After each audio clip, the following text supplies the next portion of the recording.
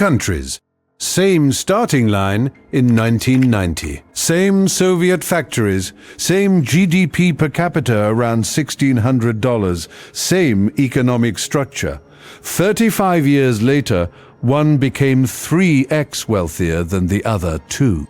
Poland now sits at $18,000 per capita. Belarus, $8,300.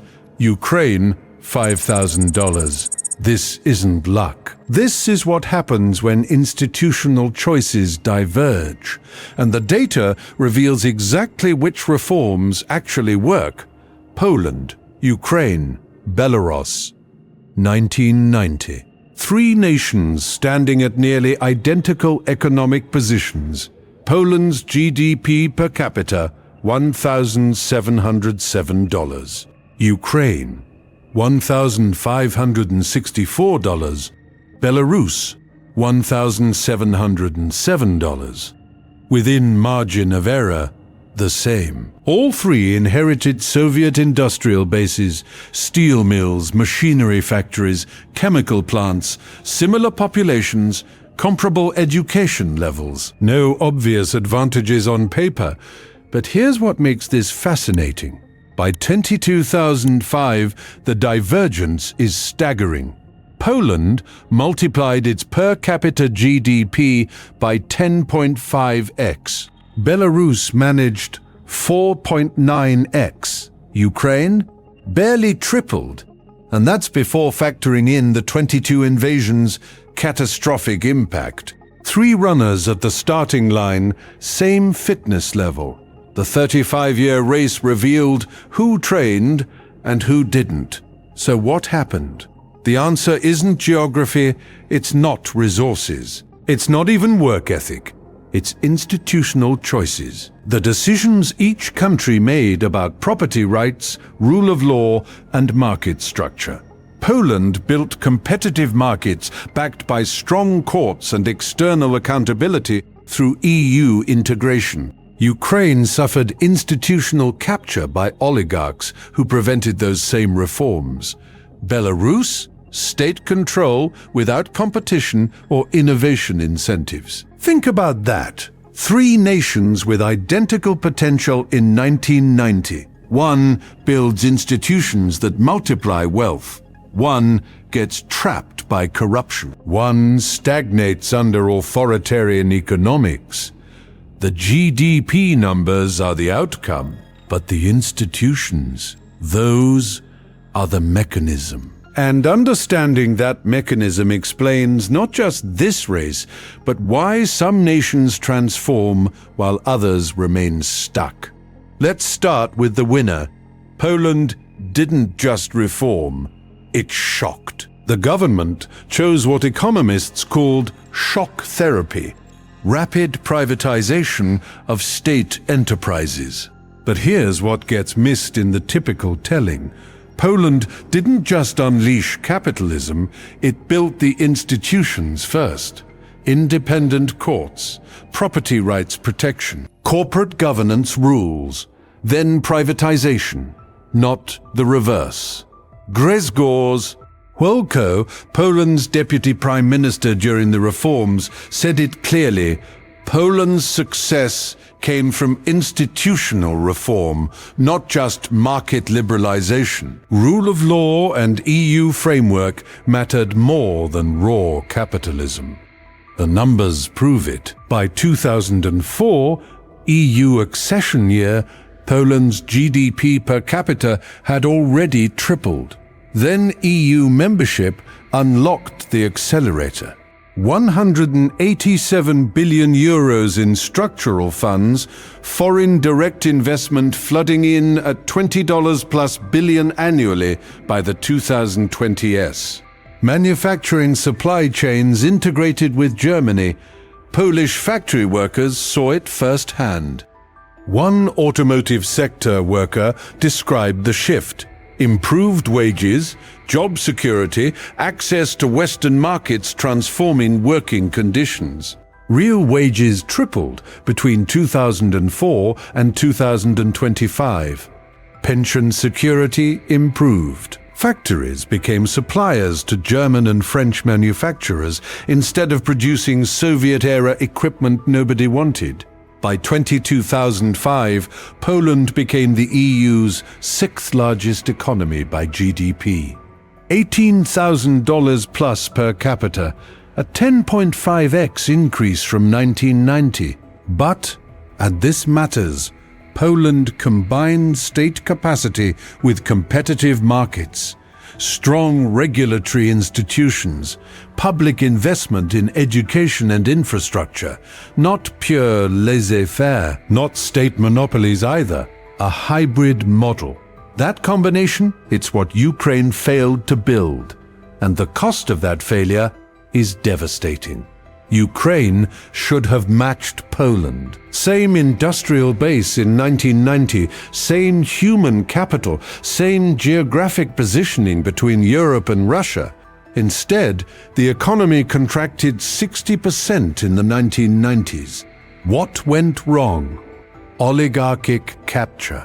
State enterprises were privatized, but to politically connected insiders, not through competitive markets. No independent courts meant no property rights protection. Corruption funneled profits to oligarchs instead of productive reinvestment. Yegor Gaidar, architect of post-Soviet reforms, called it out, Ukraine's institutional capture by oligarchs in the 1990s prevented the competitive market reforms that Poland implemented. Missing institutional framework. A Ukrainian tech entrepreneur from the 2000s described the reality: small business constantly threatened by politically connected competitors. No rule of law protection, no recourse. The result? Brain drain. Talented Ukrainians relocated to Poland, Germany, the US, where institutions actually worked. Ukraine's economy did begin recovering after 2000. 4-5% annual growth through 2021, by 2019, Ukraine finally reached the economic level Poland had achieved in 2004. 25 years behind, then 2022, the Russian invasion, 35-45% GDP loss. Eastern industrial regions, the manufacturing heartland, devastated. Infrastructure destroyed, millions displaced, the war essentially erased 5 to 7 years of progress. Pre-invasion trajectory suggested Ukraine would hit $8,000 per capita by 2005. Current estimates, $5,000, maybe $6,700 if reconstruction accelerates. Anders Asland, Ukraine economic reform expert, summarized it. Ukraine had the industrial base to match Poland, but lacked political will for institutional reform. 2022 invasion destroyed 20-plus years of progress. Here's the myth that needs destroying. Ukraine's struggle wasn't geography or resources. Ukrainian diaspora in Poland and the EU thrives economically. The constraint was institutional choices, not Ukrainian capacity. But at least Ukraine attempted reform. Belarus chose differently. Lukashenko takes power, his choice. Maintain Soviet-style state control. No shock therapy, no EU integration pathway. Major enterprises stayed under government ownership. Markets remained non-competitive. The state picked winners and losers. No independent courts, no rule of law outside state diktat. The result? Nominal GDP per capita grew from $1,700 in 1990 to $8,318 by 2204, a 4.9x increase. Sounds respectable until you compare it to Poland's 10.5x.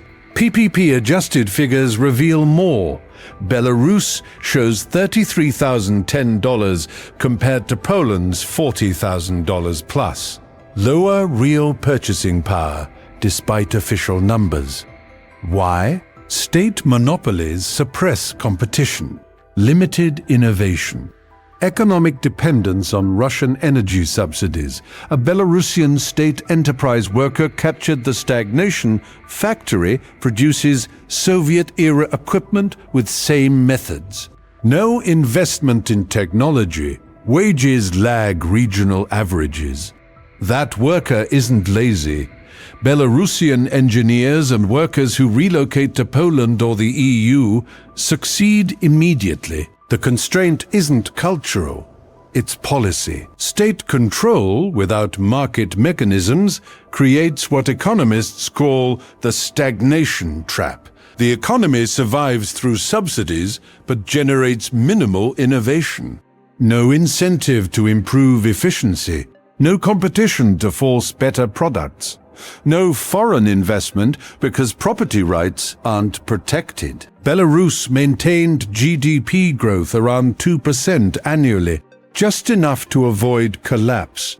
But that's survival, not transformation. Poland chose short-term pain, 1990s recession, unemployment spike, for long-term gains. Belarus avoided the pain. And also avoided the gains. Mariana Mazzucato, innovation economist, nailed the distinction. Belarus maintained state control without innovation capacity. Poland combined state capacity with market mechanisms. Ukraine had weak state and weak markets. 3 models, 3 outcomes, 1 lesson, the verdict of the GDP race.